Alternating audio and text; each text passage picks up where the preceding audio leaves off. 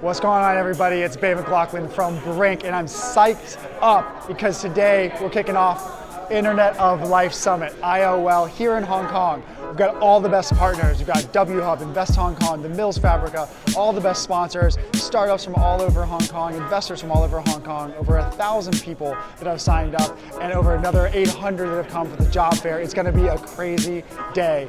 There have been exceptional speakers from around the world really talking about the future that we can expect to live in terms of those sensory devices, of course in terms of technology and robotics and automation, and of course those IoT consumables.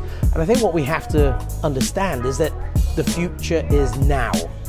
It's not tomorrow or some point down the road.